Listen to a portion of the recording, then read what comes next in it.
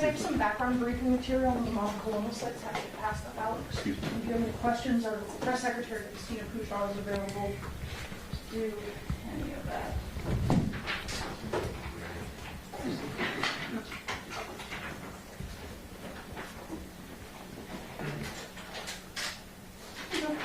That helps you.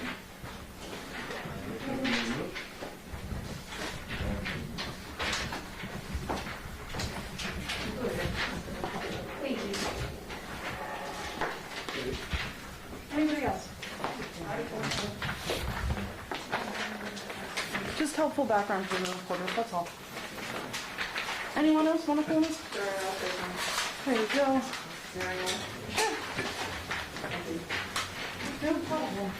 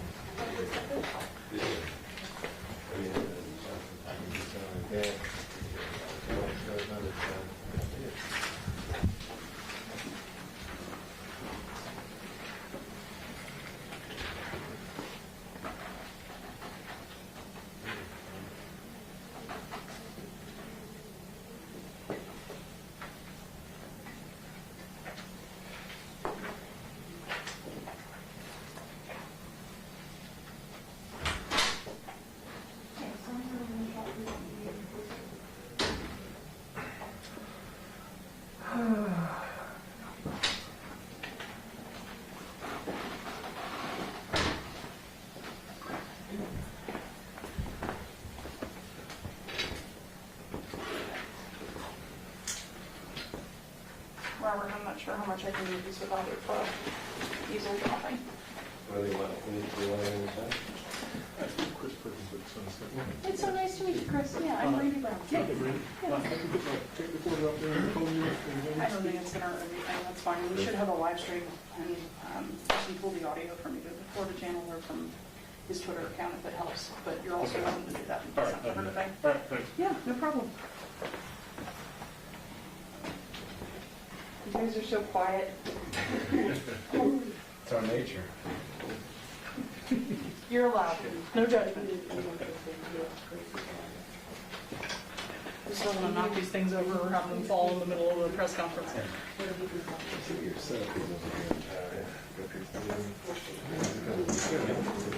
You recognize the mask? Yeah, right. Robert, how about now? How about now? Still not? Yeah, I mean, I could pull out a little bit. Could you?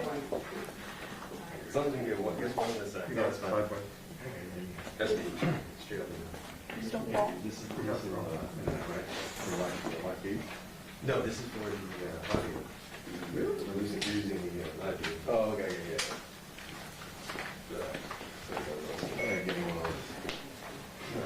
Don't turn it back. You may lose it.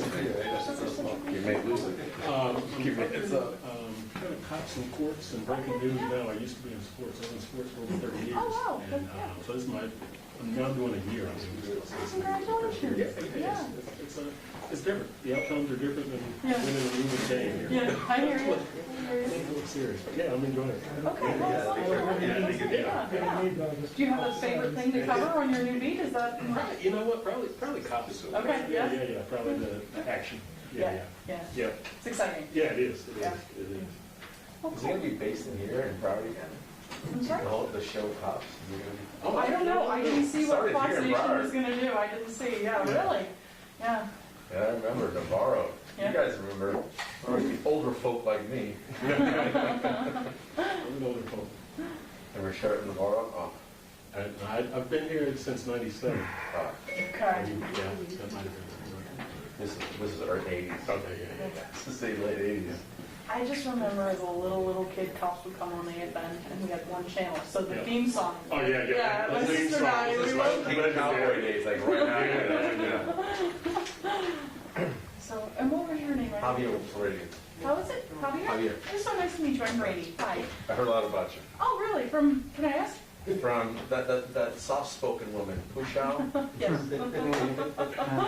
I've heard a lot about you as a dangerous, you don't know which way that statement's going to go. That's a good thing. Right, I know a lot of people, and yeah. No, we're happy to help. Christina's still the one that, you know, can get you the on the record information. She's getting her nails done right now. Good for her. She is. Somehow I I doubt see them make the trip, just getting their nails No, done. no, she's working. She's just working back to the office. It gives me a chance to come out and meet you guys. And so I actually help with coalitions and surrogates. We have people that reach out and say, hey, I really appreciate this policy. It worked really well for me.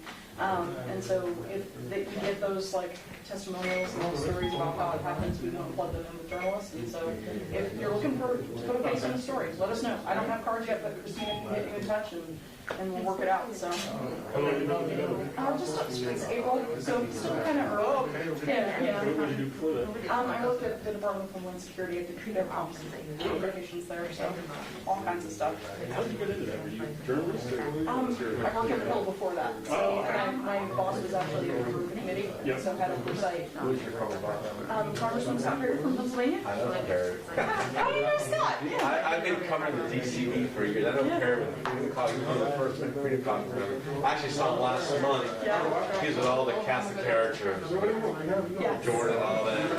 Jim Jordan and friends. Yes. I used to sit in back in Virginia. I love it. Governor DeSantis. Right. And Jim, Harry, Isa, Chaffetz. I remember let's get called.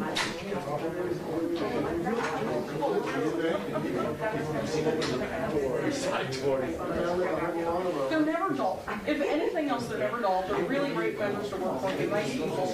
Yeah. Really happens there. Yeah. Like I've been in committees where I'm in the back room and the camera's on. They say, Daryl, I start really excited. And here's Jim Jordan picking his nose. Ron's, arguing with Casey on the phone. Matt Casey's up there just going like this, and they're texting. You're texting like, They're working. They are working. Most of the time, they are working. It's funny. It's like I call it the Star Wars farce in committee because you only see what's on that lens of C-SPAN. Yeah. You can see the other conversations going around, or they screw around and joke around. It's distracting if you're in a room. It's funny though. Yeah. It's definitely It's always a nightmare if you're talking to somebody in a group interview and you're kind of on the fringe and you're just kind of half listening and somebody snaps a picture and you're looking this way and people are like, dude, the action's right there. Why are you looking back here? It's like, oh, it's hard to yes, it's all the stuff that goes around. It's interesting as you see, like in those videos, you see the ones that TV, you see what they're talking about. And it's very intense. You know, like, Mark Meadows at the time, just like, laughing at what he's going wrong, pushing me. And then when it's dirt to the top, it's all. And then they're off camera, back to that. That's the funniest thing. But they are paying attention. I promise. I think that they're more. Yeah. They're very well prepared. Because I think there's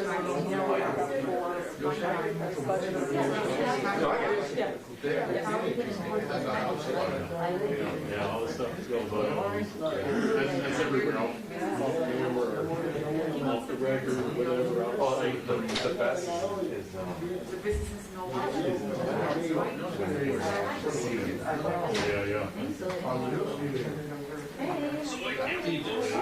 Yeah. I know you're going to see him actually 2 weeks I never went through here.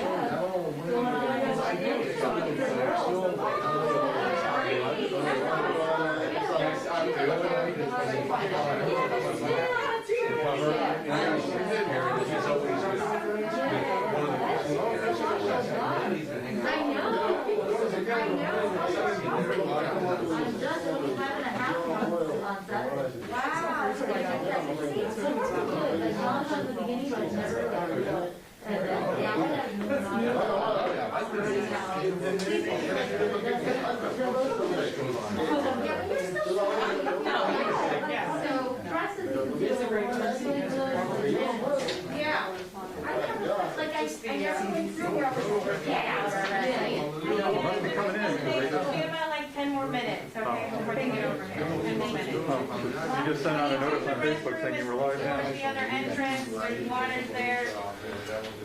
So, yeah.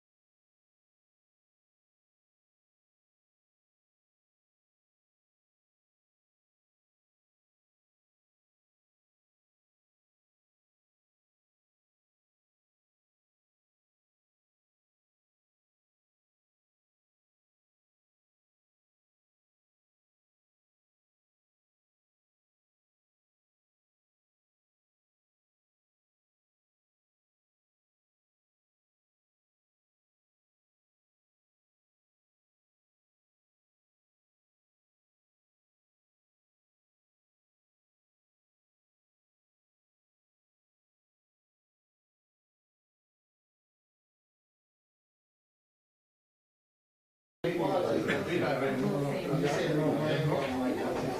see my hand? I didn't know that.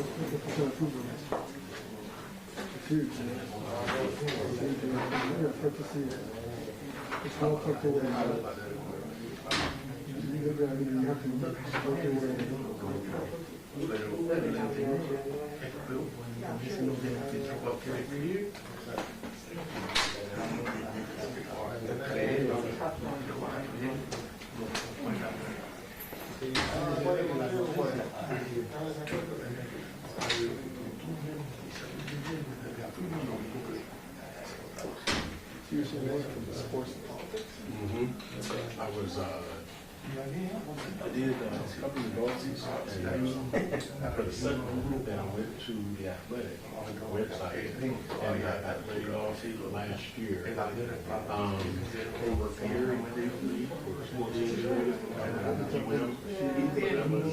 that was a contract. So, I had a job open, so you see on this, I'm not, well, this isn't but politics is my full-time, like a cop sport, breaking. Got it.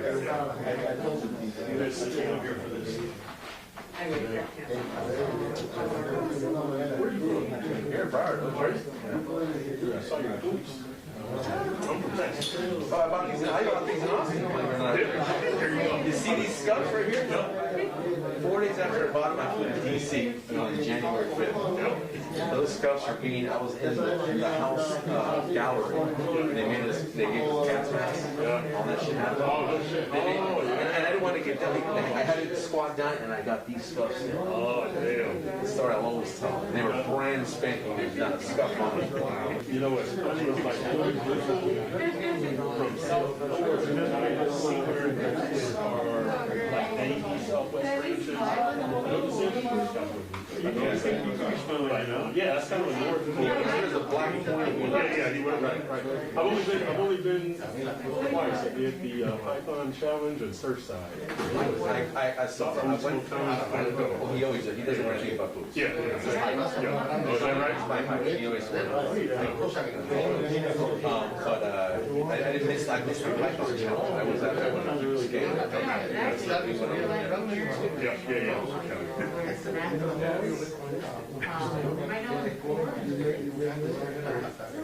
Did you see that guy, staff, the guy with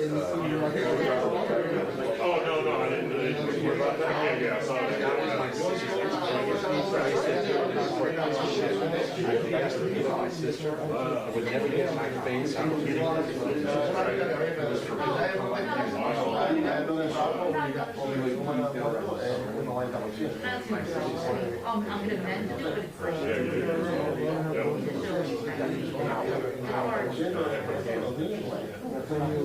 yeah, I don't like that. But what happened the week before that? He beat up a girl. He got arrested. A girl on video. The girl died 2 days later from a overdose. So I don't think they can charge her with that. Right. When they have a yeah. they stay trained and say, hey, she wants to push but she died. I'm sure They still so family, yeah, maybe. That's a hard thing. Yeah.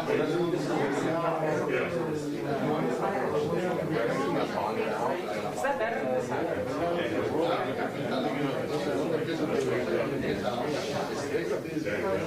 said, I don't want anything.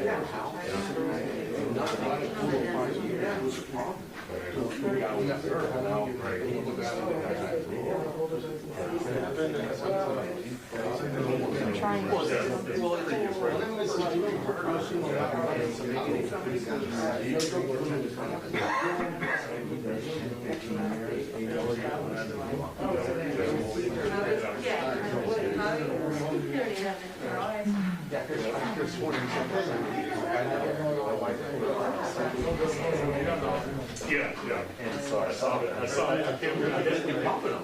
Oh, is that right? Yeah, I kind of glanced at the story, but I can't remember. You know, you read some of the sites. I couldn't remember. I think the post report on the first happened in Del Rey. Yeah, And yeah. then you guys picked it up yesterday. The guy would never come near me. He would be, he knew better. Yeah, Never come by my house, never. Keep it coming. I'll meet you out.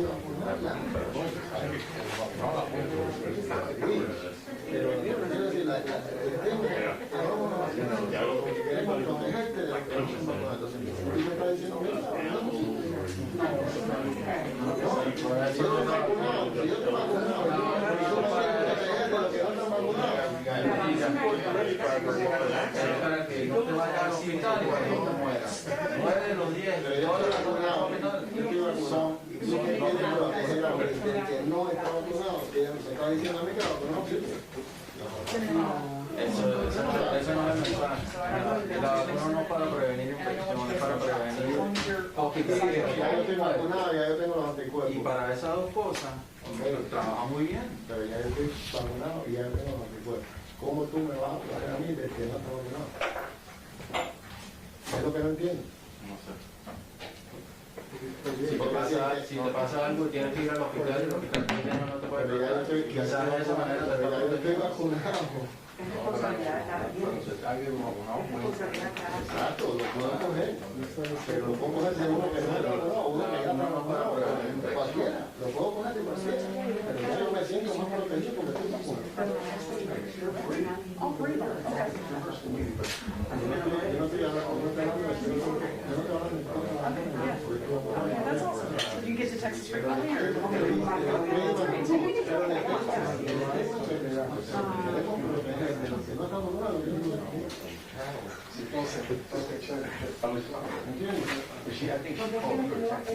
She didn't actually, so I haven't heard from her.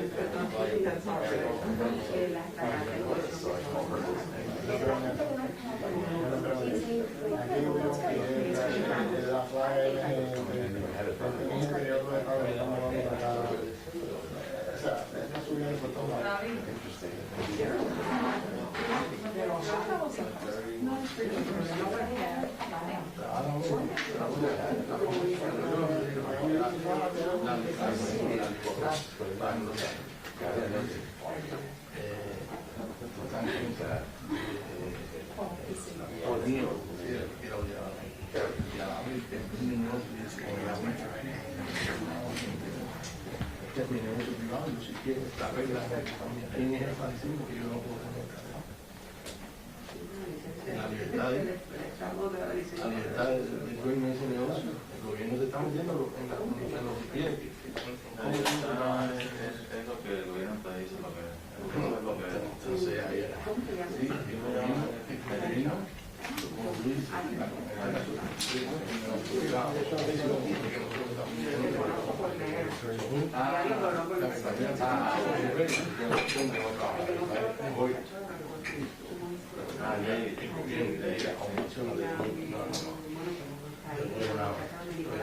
nunca está metiendo en la libertad de ese negocio privado. se roba a Nueva York. Diciendo que yo no puedo ir a hacer 58 ceros. Pero dice, no vamos a subir, yo no quiero más problemas.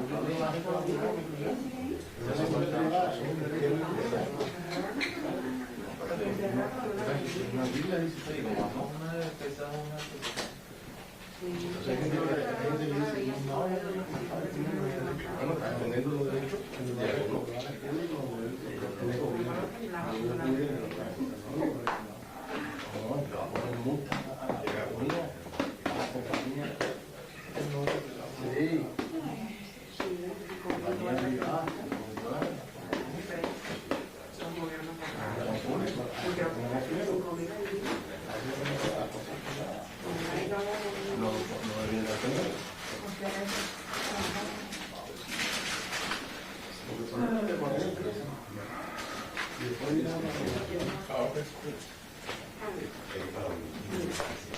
didn't know we were supposed to bring snacks. I didn't think we would be here this long.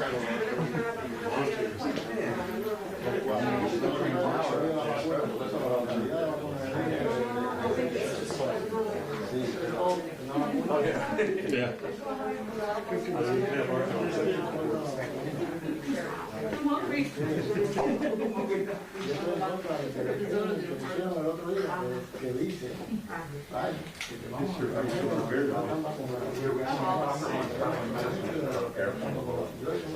Yeah, you don't get a phone call comes in or alerts the wrong text.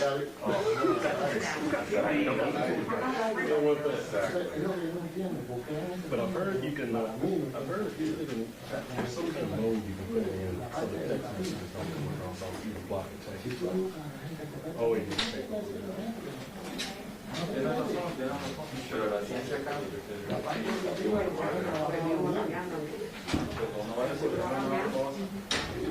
Pero es verdad, la educación no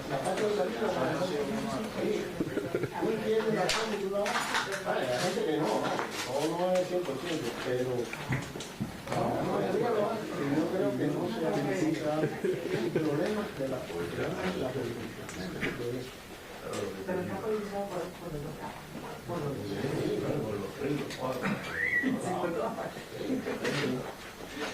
pero ese punto que no cuenta, el gobierno obliga a una de cosas, ese punto que no, la persona obligada, y para eso pasa el gobierno, para morir, ese punto que tú tienes que decir lo que la gente quiera,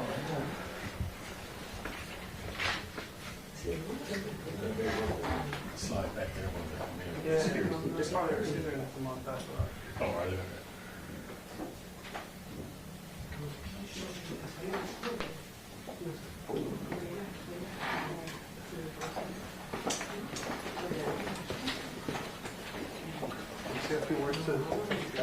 Is there any chance that you guys could shoot them over there? We're gonna have like 6 people come up here, and I know we're not gonna have the room.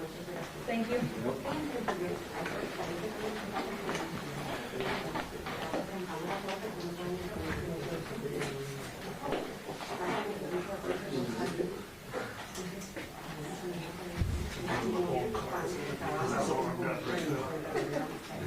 So you still get a chance to cover the Dolphins, right? No. You want it? No. Yeah.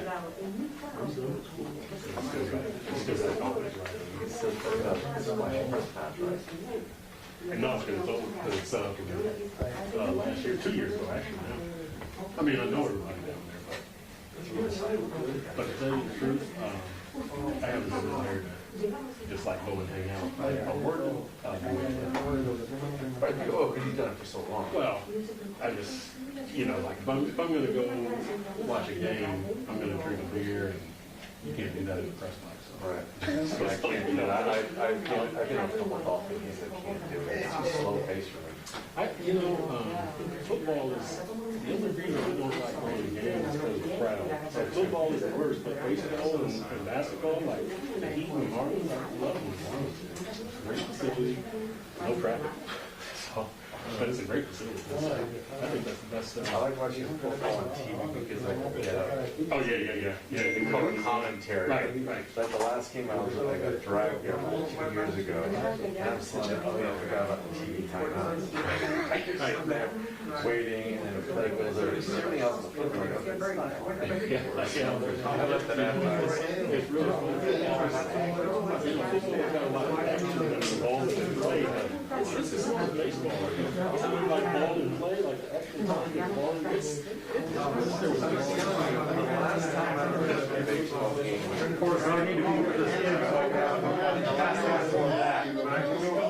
I went with Mark McGuire. His 2 home runs at Joe Robbie. Wow. Yeah, that was the last time I went. I don't know if you remember that year. Well, I don't remember that game, but That was the year where he hit 71. He hit a 55 or 56, 57 dead center. late 90s. Yep. That's how Yeah, long. Sosa and Bones were knocking it out. Everybody was going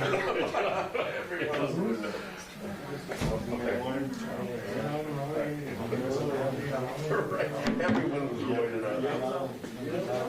Well, I think it was, it wasn't actually steroid. It was actually. They were doing a lot of HGH. Yeah.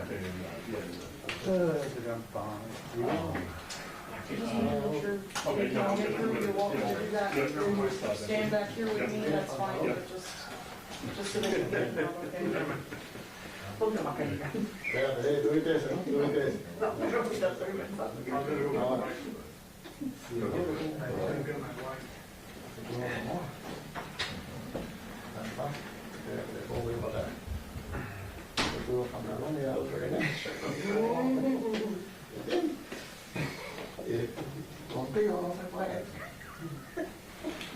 What's great? Did everybody switch to something? Really? When? About a year ago? Cool. Like, the entire world. I'm not sure the entire world's switched over yet, but they are. Marco, pass me the wine. You liking it? Yeah. So much better than PS.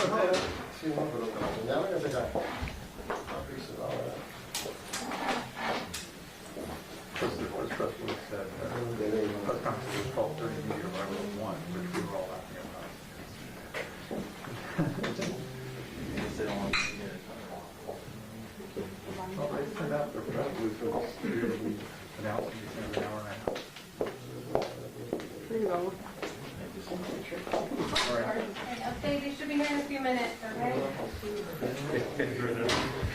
You went to the house late getting there and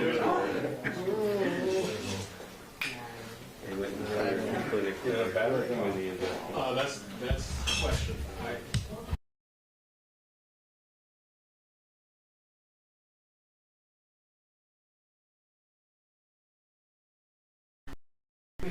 Yeah.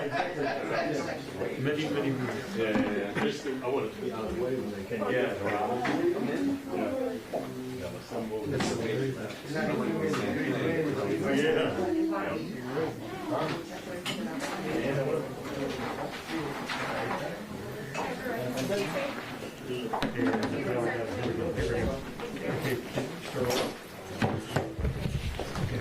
You see everybody come in?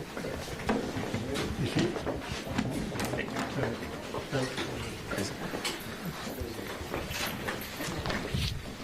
Well, good afternoon. It's great to be back in Fort Lauderdale.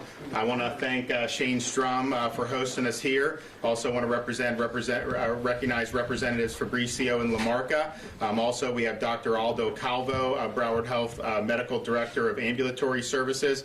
And we also have a patient with us who'll be telling his story about receiving early treatment, Mika Siegel.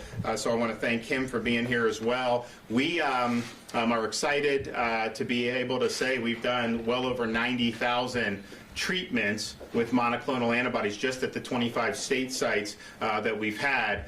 We were able to do one of the original sites that we did was at CB Smith Park. Of course, that was the site of, we were one of the first states in the country to do the drive-through testing using the National Guard. Broward was the first place that we did it in the state of Florida. And we also, when we did the vaccine distribution, we were the first state to send strike teams to nursing homes for vaccination. And we did the first nursing home vaccination drive down in Broward as well.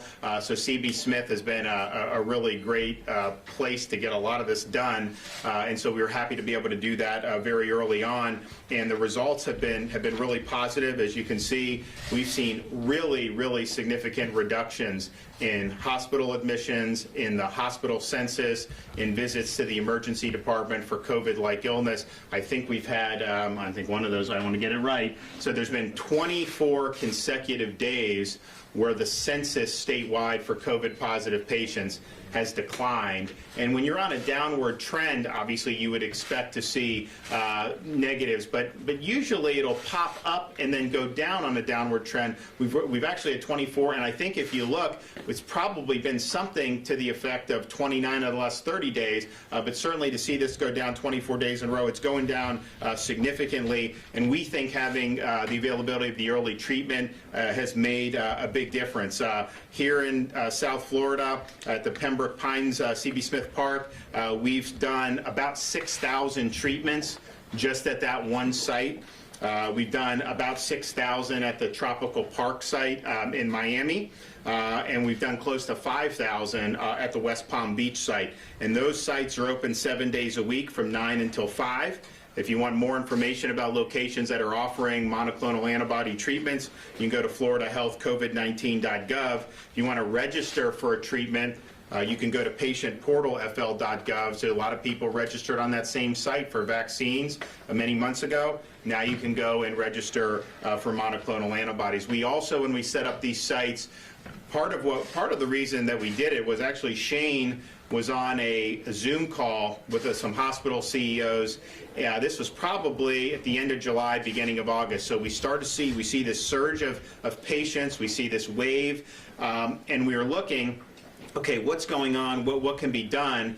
And it's most of the folks, Shane was doing it here, some other hospitals were doing the treatment, but a lot of the patients that were coming in were already too sick for the treatment and they didn't know about it. And it wasn't anything that was being discussed. There were a lot of physicians that didn't know to refer people to get a monoclonal antibody treatment. And so we said, whoa, this is problematic because it does have a good track record. The emergency use authorization for the monoclonals came at the end of 2020.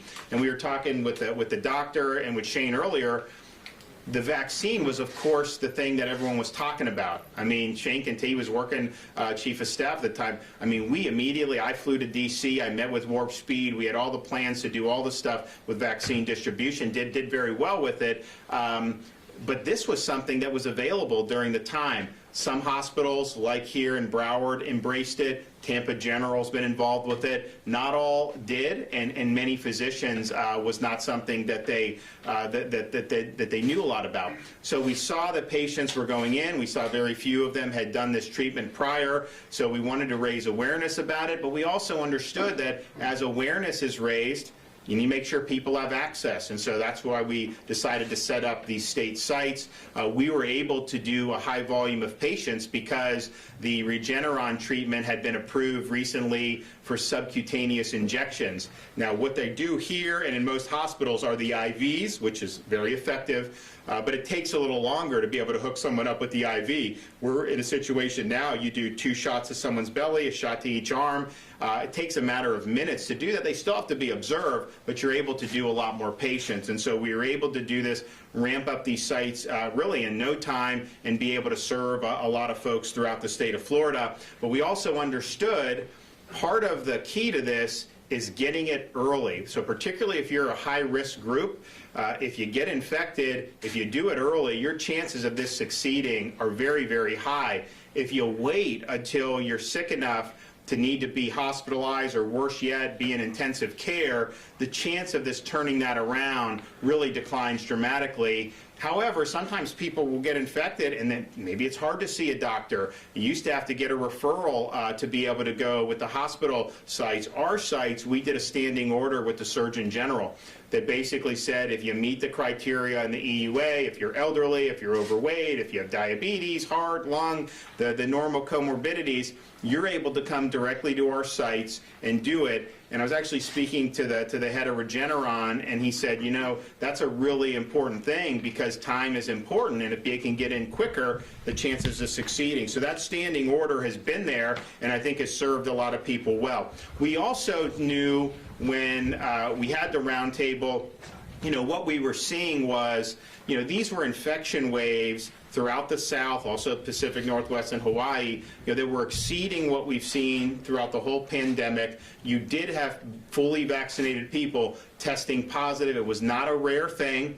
They tended to have milder symptoms than somebody that was unvaccinated, of course, but clearly we saw that. And so when you looked at some of the most vulnerable people in Florida to COVID, most of them, or almost all of them, have been vaccinated. And so it's helpful, but at the same time, we were seeing breakthrough infections. And so if you have somebody who's in their 80s and has comorbidities, are they just supposed to hope for the best, or do you want to make sure that they have access to this treatment? And so we thought it was important for both, regardless of your vaccination status, to have access. And so it's interesting, at our Broward site, 52% of the patients that have received treatment have been vaccinated.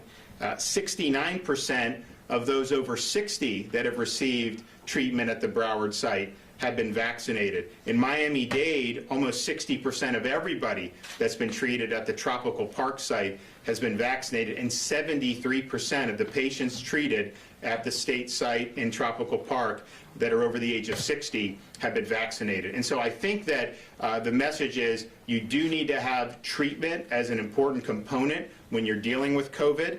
We have been able to do that, and I think the results have been very, very positive. And so we're gonna keep this up. We're going to keep letting people know that this is something that is available, that is important for folks, and that has a proven record of efficacy. And again, if you're somebody that is elderly, you're somebody that is overweight, if you have kidney problems, diabetes, heart, lung conditions, this is something that could make a big difference for you in terms of averting a hospitalization or even worse. And if you look at the declines we've seen, I mean, clearly, you know, we've kept thousands of people out of the hospital who were able to get the early treatment, and so we're happy that has been the case. We're going to have some folks come up here and talk. Shane Strum's going to talk about what they've been doing at the hospital, and then we'll get a medical perspective from Dr. Calvo, and then we'll hear from Mika Siegel, who will talk about how he got the monoclonal antibodies and what that meant for him. Okay, Shane? All right. Thank you, Governor. Good afternoon. I'm Shane Strum. I'm the CEO of Broward Health. We're excited to have Governor DeSantis with us today, first because he took so much time to listen to our doctors, our nurses, our clinicians, spent a lot of time with our staff. We also have our representatives, Fabricio and Representative Lamarca, who really over the last couple of months have done a great job making sure that they come out, they hear the stories, and they get a better understanding of what we're actually doing here at Broward Health. You hear a lot of different stories in the media, and a lot of times they'll take the time to come out here. We also have our chairman, where is she back there, Ainger, and we also have two of our other commissioners, Pernicano and Williams. So we've got a great organization, a great board. I wanted to share a few things with you today just to talk about how immensely proud we are of the organization and some of the things that we were the first to do. So you heard the governor talking about the monoclonals. A lot of folks were unsure in the beginning of what the monoclonals were or how effective they were or who were using them.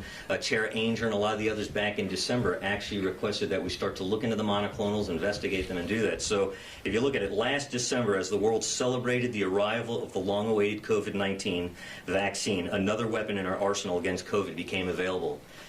So, missing the spotlight shared by its vaccine counterpart, the monoclonal antibodies being infused into recently diagnosed patients really began to show a difference. An early adopter of the therapy here at Broward Health, we actually started back on December 14th. We began infusing and had our first patients, and we really started to see the benefits of the treatments over time. And the community came out and talked about families and loved ones. So it was our job to make sure that we communicated appropriately to the community and made sure they knew. A lot of those in the press corps were able to help us get that out. One of the great things was within days and sometimes even hours, our patients reported a decline in the severity of their symptoms and quickly regained their health. You'll hear more from Dr. Calvo earlier on how it works and when's the most appropriate time to come in. But fast forward 9 months to today, and Broward Health has modified the formulas used to best treat COVID-19 and the variants, and even opened up our own infusion. Heather Haverchak, our CEO, and Dr. Calvo really ran point on that. And here, you're at Broward Health Medical Center. We're actually Broward Health, but this is just one of the 4 hospitals, and all of them are actually doing these treatments and pushing it. The governor actually took the time to meet some of the patients that were going through the infusion center and really learn and hear their stories. So I'm going to turn it up. Well, let me go back to just saying, we quickly ramped it up, and within 7 days, and now we're going 7 days, days. We're open anytime the patient would need to do that. You're going to hear more from Dr. Calvo, who has really led the charge and made a big difference here in our own healthcare system, kind of tell you a little more about what we're doing. Your census is down over 50%? It's down over 50%, absolutely. 50% in the last few weeks. Thank you. All right, thank you. Thank you, Shane, and thank you, Governor, for really putting a spotlight on a state and national level regarding the value of monoclonal antibodies. So I'll take you back in November of 2020 when monoclonal antibodies were approved by FDA through emergency use authorization for the treatment of patients with mild to moderate COVID-19 symptoms who had at least an underlying condition such as hypertension or COPD or asthma or if they're overweight or obese. Broward Health was one of the first healthcare systems in the area to provide monoclonal antibodies with the help of the Florida Department of Health and the governor. We had ample amounts of monoclonal antibodies at that particular time. We set up these clinics at 3 of our hospitals, at Broward Health Medical Center here, Broward Health Coral Springs, and Broward Health North. And where physicians, not only internal physicians like myself from Broward Health, our emergency department physicians, but also our community physicians can have a place to send their patients to have this incredible treatment to prevent hospitalization and death. When given within the first 72 hours per the clinical trials, you can really see substantial reduction in hospitalization and deaths by about 70%. The way monoclonal antibodies work is that it really just injects these neutralizing antibodies and boosts the immunity of those patients with mild to moderate symptoms right away. Patients are allowed to go home, rest, continue to use other mitigation tactics for COVID-19, hand washing, and so forth, and they get better, and they hopefully prevent the hospitalization. But because of the rollout of vaccines and the energy associated with that and all the excitement, I think it got lost in the messaging there. And as much as we tried to promote monoclonal antibodies, we really didn't see an uptick until this last surge, which really occurred here, at least in this area, around late July, mid to late July. At that particular time, again, with the help of the governor and the Florida Department of Health, we had ample supplies of Regeneron, the current cocktail, which is Denovimab and Caservimab. This cocktail, like other monoclonal antibodies, are indicated for patients with mild to moderate COVID-19 symptoms who are at least age 12 or above and have an underlying chronic condition and a COVID-19 diagnosis. Mild symptoms could be anything from a fever to a cough, some shortness of breath, but definitely not hospitalizations. But what we saw was different in the summer. Based on the analytics that we have from our dashboard, thanks to our IT department here at Broward Health, of all the trends of admissions, and also our emergency department physicians at our 4 hospitals, they were starting to see a lot more COVID-19 diagnoses. Hospitalizations were up due to COVID-19 as well. So our leadership, and thanks to the commissioners as well on the board, and leaderships from all of our hospitals got together and we developed a monoclonal infusion center here at Broward Health Medical Center, which could sort of help with capacity issues at our hospitals. The first goal, of course, was to provide timely medications that worked to patients who were recently diagnosed with COVID-19. Again, we want to see these patients soon, within 72 hours if possible. Second, of course, was to decompress our emergency departments, that they were seeing a lot more cases. And third, try to offer treatments to prevent hospitalizations for people who had mild to moderate symptoms. Because without monoclonal antibodies, they may progress to severe illness, hospitalizations, ICU admissions, possibly intubations, and of course death, something that we don't want to do. So I think that's really the story behind what Broward Health has done in developing this particular clinic here, and the governor was able to see this run today with a patient. And the benefits of it, people typically feel really well within 24 to 48 hours of infusion. It's a 30-minute process, an hour of observation. We follow up with these patients within 2 days to make sure they're doing well, and we always plug them back into their medical home as well so they can continue their care and their wellness. Because it's important for patients also to understand that you got to get wellness exams and annual exams and do your preventive exams. You can't let this pandemic or anything else prevent you from getting that. It's part of being a healthy person. That's really the story. And I think although we really mourn with everyone of our community who's died from COVID-19 and their families, I think that's important to understand. We feel like we have some sort of a recipe, at least to help with the next surge if the case it does happen, and that is promoting vaccines, promoting mitigation tactics, and of course monoclonal antibodies. Very important. So I think we'll be better prepared for the next surge. We know that there are other states in the country that are going to start seeing the surge, if not already, and I think we're all here ready to help with our experience and knowledge to help them be successful as well. With that said in mind, I do want to talk in Spanish a little bit for those of our people here in Latin America who speak Spanish. Gracias por venir hoy. Básicamente lo que quiero decir es que tenemos aquí en Broward Health una clínica de anticuerpos monoclonales. Desde noviembre del año pasado, la FDA aprobó anticuerpos clonales para tratar individuos que sufren de síntomas leves de COVID-19. Broward Health empezó en diciembre a ofrecer ese tratamiento, pero la verdad fue hasta poco, en el mes de julio, cuando vimos más casos de COVID-19 por consecuencia del Delta cepa, que empezamos a utilizar la clínica aquí en este hospital para ayudar a los médicos de las emergencias, médicos en toda la ciudad de Fort Lauderdale, Broward County, Miami-Dade, West Palm Beach, para un lugar donde pueden mandar a sus pacientes a recibir este tratamiento, que si reciben el tratamiento en menos de 72 horas, preferible, puede reducir hospitalizaciones por 70% y hasta el fallecimiento. Ese es el propósito de estos anticuerpos monoclonales. Trabajan para reducir la cantidad de virus en el cuerpo y en sí uno se puede recuperar mejor y más rápido. Gracias al gobernador, a los comisionados aquí en Broward Health, hemos podido tener esta oportunidad para tener esta clínica y lo vamos a seguir ofreciendo para el futuro y vamos a estar mucho más preparados. Por si acaso vuelve a sugerir más casos de COVID-19 que más probable va a pasar en el futuro. Lo importante aquí es que todos los televidentes entienden que lo primero es hay que vacunarse. Sabemos que esto es un método primordial para prevenir COVID-19, pero si ustedes tienen COVID-19 con síntomas leves y moderadas, los anticuerpos monoclonales sí sirven. Y los pido que vayan aquí a Broward Health o en el Departamento de Salud en C.B. Smith Park o en Miami-Dade o en West Palm Beach, donde hay oportunidad 7 días a la semana de también conseguir una infusión a través de subcutáneo, la manera que ellos lo aplican allá. Ahora me gustaría presentar un paciente que recibió el tratamiento de anticuerpos monoclonales para que pueda hacer su testimonio en cómo se sintió. Right now, I'd like to introduce Mika Siegel, who is a patient here at Broward Health who received monoclonal antibody, and give you a little bit of testimony on how he feels today and what he experienced. Hello, my name is Micah Siegel. Thank you, Dr. Calvo. Thank you, Broward Health, the governor, for having me. I did have monoclonal treatment here at Broward Health about 3 weeks ago. I was fully vaccinated, had a family birthday party at my house. We were all having fun. My nephew is the one who actually had it.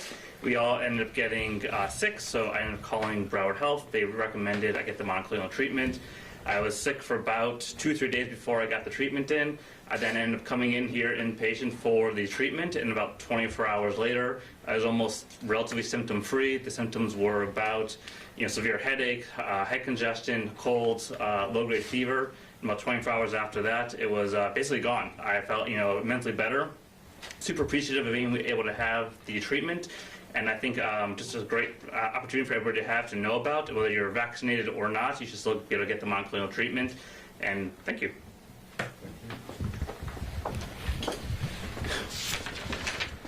The bottom line is this: COVID is a treatable illness, and we have to never go back to the days where particularly high-risk people would get infected and they would be told, just go home and hope you don't get deathly ill. No, particularly if you're high risk, if you're infected with COVID, you have an opportunity to avail yourself of a very effective treatment, the monoclonal antibodies. And we are very happy to see the declines that we've seen, in part because this is now something that more and more people know about.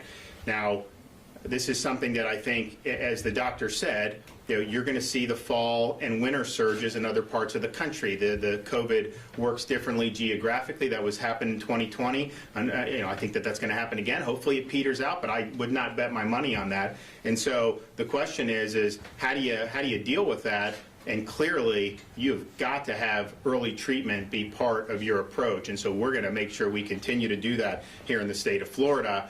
We are very, very concerned with the Biden administration and the HHS's recent abrupt, sudden announcement that they are going to dramatically cut the number of monoclonal antibodies that are going to be sent to the state of Florida.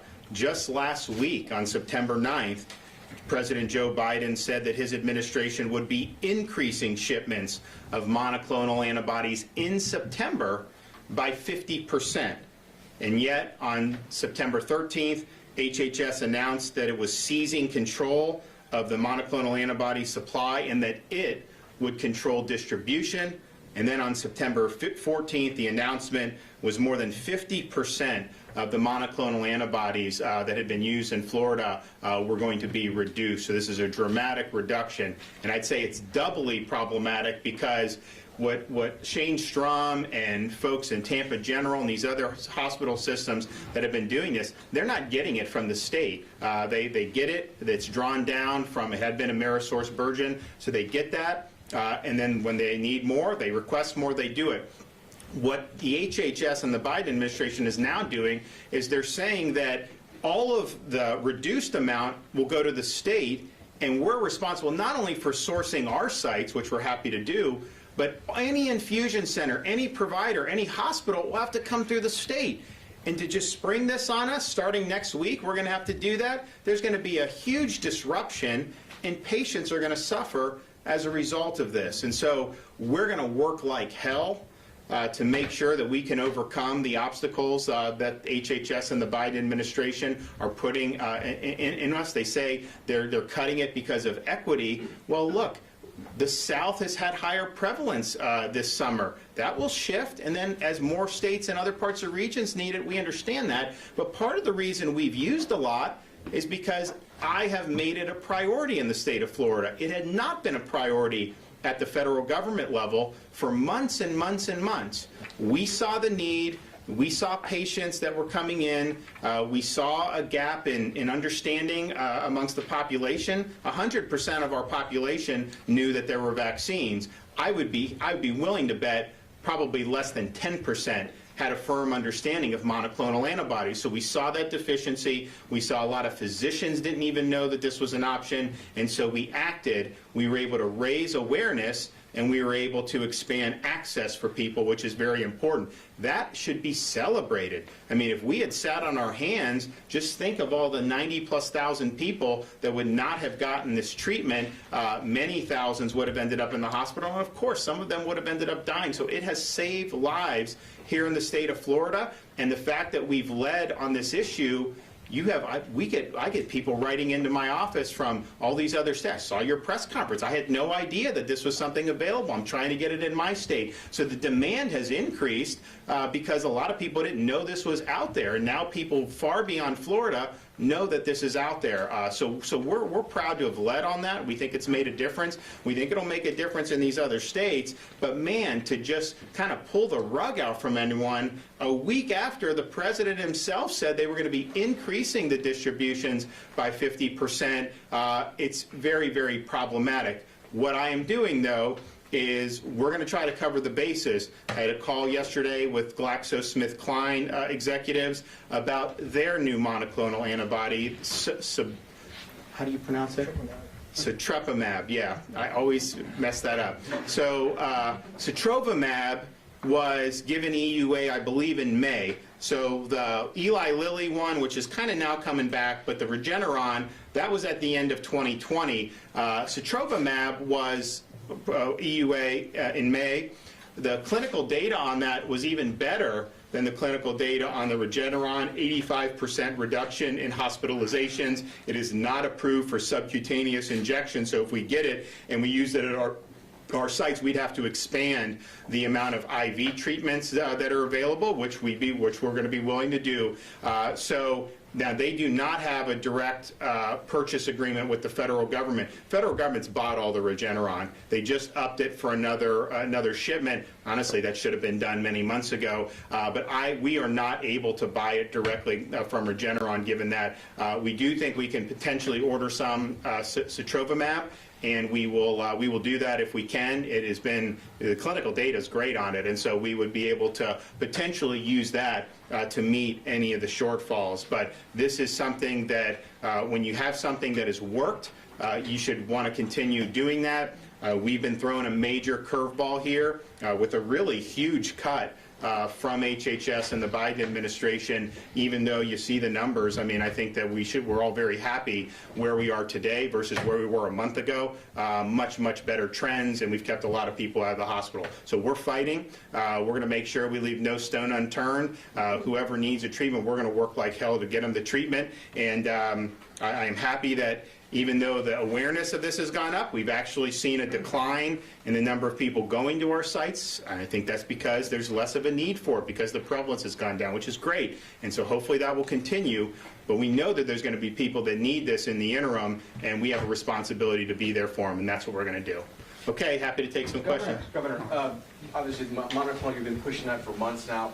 Is that part of your approach to tackling the entire pandemic as a whole? And what do you say to your detractors that accuse you of not pushing vaccines enough or not pushing vaccines at all? Well, yeah, I've done over 50 vaccine events. I mean, you remember, I mean, Shane remembers what we were doing when he was, so we did that a lot. We were very successful at distributing the vaccine. And remember, people were attacking me for distributing the vaccine back in the day. So some of the critics, whatever I do, they're going to attack because they're very partisan, and that includes some of the corporate press outlets as well. So we've done that. We were in nursing homes. We were in senior communities. We got the big retail footprint. So since April, anybody who's wanted it has been able to get it free of charge at their local pharmacy. And that was our goal, to get it in every community so that people would be able to do. I would also note we have higher vaccination rate than 30 other states in the United States. We're by far #1 in the Southeast in our region, and so the idea that I think we have in Broward, I think it's like 90% of the people over 50. Broward and Dade have some of the highest vaccinations in the entire country. So that's been that. I think though, when we rolled out the monoclonals, people were attacking the monoclonals. They were trying to act like this was somehow some type of ruse, which was very damaging, because if even one person believed some of the nonsense and decided not to seek treatment, they very well may have ended up getting sick and hospitalized, and maybe even worse as a result of that misinformation. So that was very, very troubling to see people peddling false narratives, particularly some of the corporate media. But I think what people were saying is, you know, you need to be out there promoting the vaccines. But just think about it. You can get a vaccine at any site or any pharmacy. These sites, people couldn't get monoclonals as easy. So we expanded access in a way. If I had set up 25 additional vaccination sites, we already have it pervasive throughout the state. So setting up these sites was really adding value to the overall mission. But it's also the fact, too,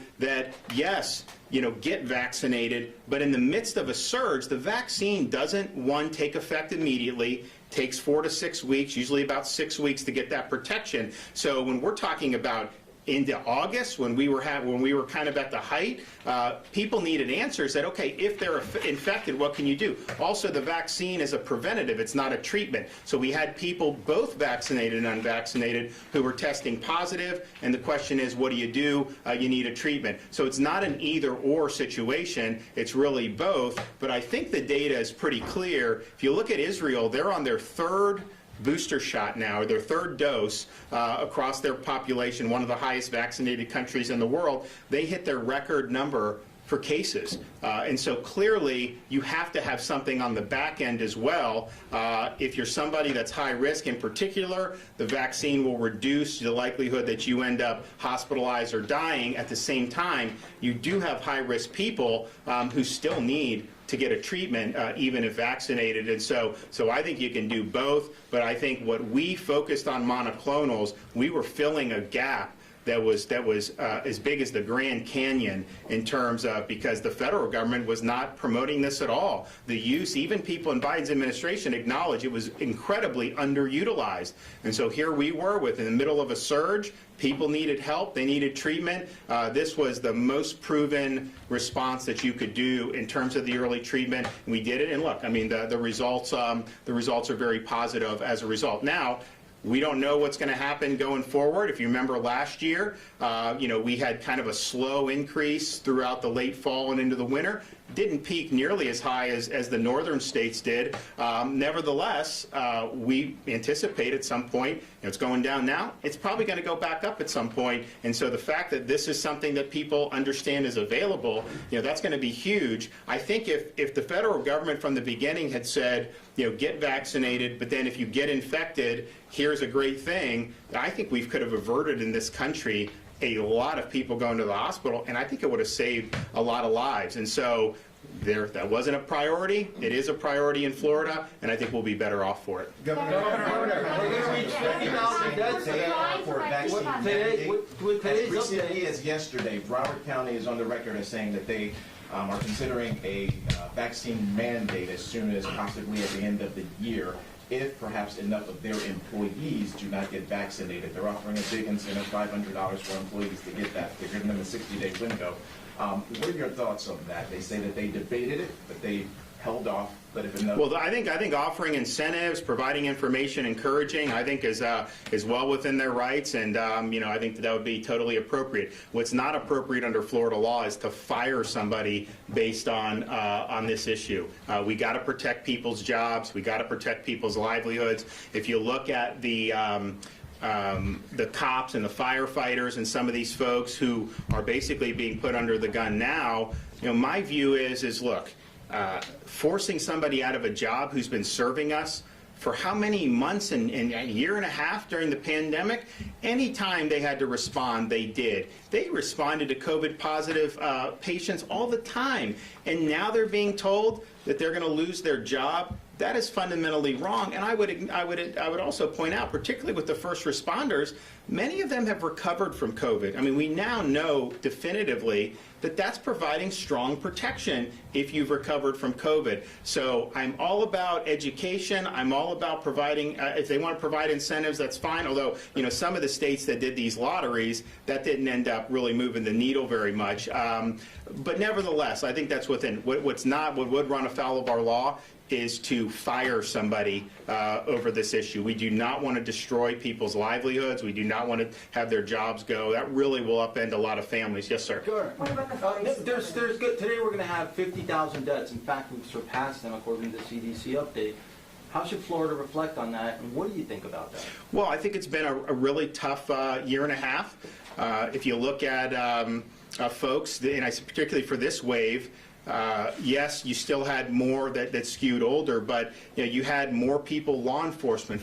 You had folks affecting families in ways that we're not used to. So I think it's been really, really rough. But I also think that through some of these efforts, I think that we've been able to mitigate that. And I think going forward, if this is an important part of what we're doing, I think we'll be able to mitigate it even further. All right, off topic a bit.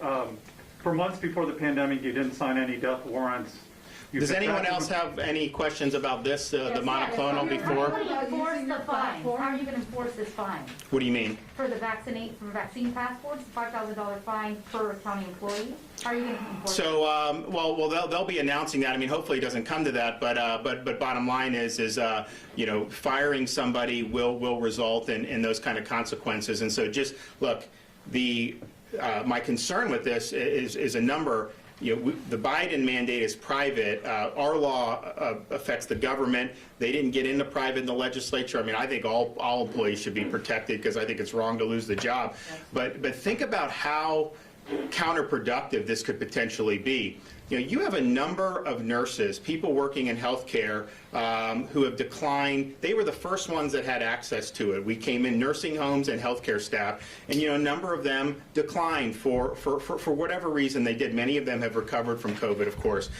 You're going to now potentially force people out of an industry that's shorthanded, because if even 10% of those at risk of being terminated decide that they're not going to go through and be forced, you're going to be even more shorthanded. And what's going to happen if you hit a wave in some of these northern states? Like, our hospitals did a really good job of handling the wave that we had in Florida. And I think that our view was empower them to make the decisions. We didn't come in and say, you can't do electives, you can't do that. Some had to stop it, others didn't, and they figured that out. But man, what's that going to do to the workforces if Biden's mandate is allowed to stand? We're obviously going to have a response as soon as they issue the rule. We haven't seen the emergency rule yet, but when they do, we will. But I think it's going to end up being very counterproductive, and I think it's going to ultimately be viewed as very short-sighted. So, Governor, some say the law that you're citing doesn't specifically reference employees. It says, well, what it says is basically, if you're a government agency, you can't deny, access to that. If you're denying access to somebody to show up for their job, to us, we think that that's something that applies, and the Attorney General has reviewed it, and she believes that as well. But, at a minimum, I think that there's going to be broad support from protecting police, protecting fire, protecting folks from being unfairly terminated, particularly given all that they've done for our communities, everything we've done. And a lot of them, you talk to them, a lot of them have had COVID, okay? So they do have protection. Some of them just don't like being forced or mandated on this. And I think some of them probably would have gotten vaccinated anyways by now.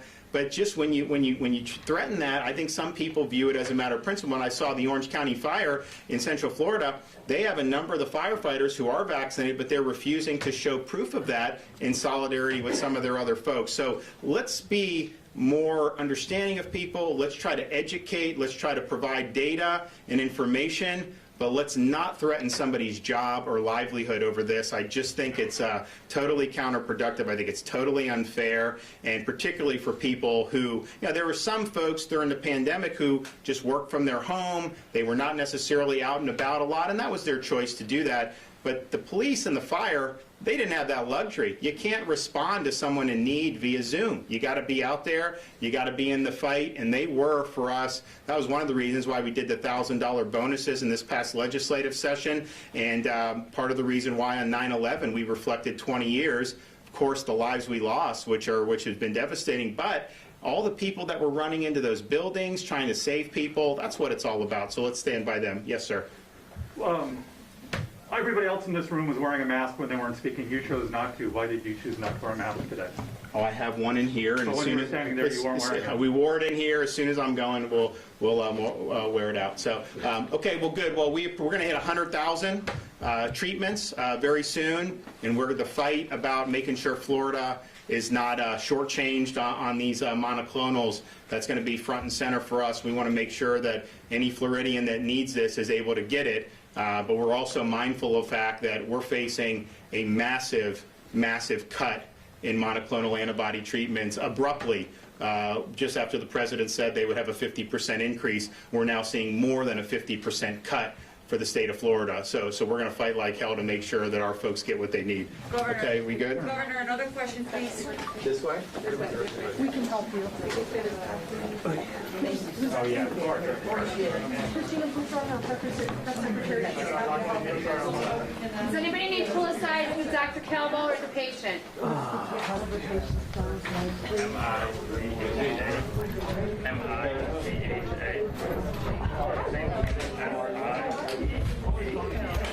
M-I-C-H-A.